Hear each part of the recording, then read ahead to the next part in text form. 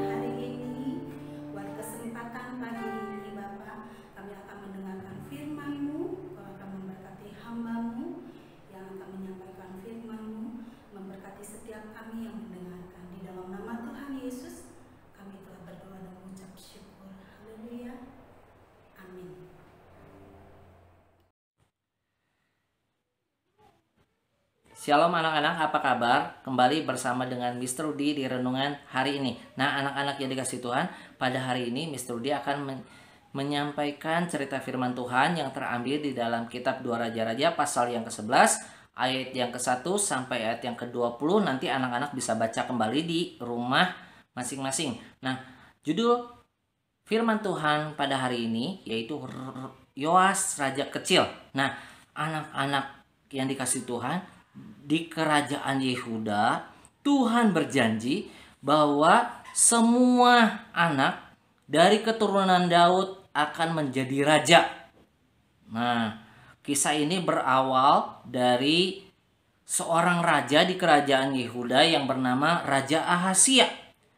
Raja Ahazia mempunyai seorang bayi yang bernama Yoas.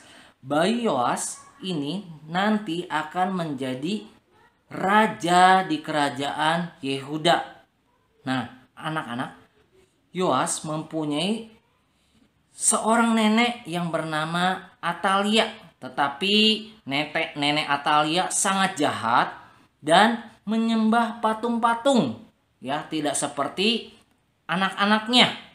Nah, lalu apa yang dilakukan oleh nenek Atalia? Nenek Atalia berkeinginan untuk memimpin kerajaan Yehuda. Ya, karena kerajaan Yehuda sangat besar, nenek Atalia ingin menguasai seluruh kerajaan Yehuda dan ingin menjadi ratu satu-satunya di kerajaan Yehuda. Tetapi nenek Atalia tidak bisa menjadi ratu di kerajaan Yehuda. Kenapa, anak-anak? Karena ada bayi Yoas yang akan menjadi raja.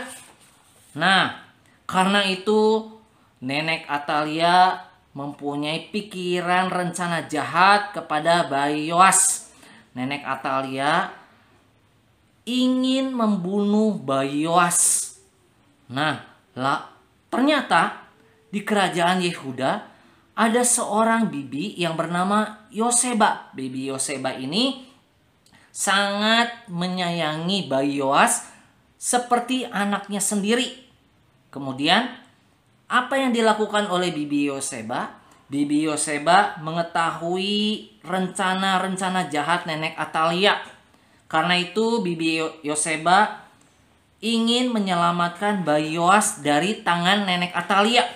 Nah, lalu bibi Yoseba dan perawat-perawat bayi Yoas yang lain mencari tempat perlindungan yang aman untuk menyembunyikan bayi Yoas itu di sebuah tempat di bait suci. Kemudian bibi Yoseba membawa bayi Yoas pergi ke bait suci. Nah, anak-anak, di bait suci lalu bibi Yoseba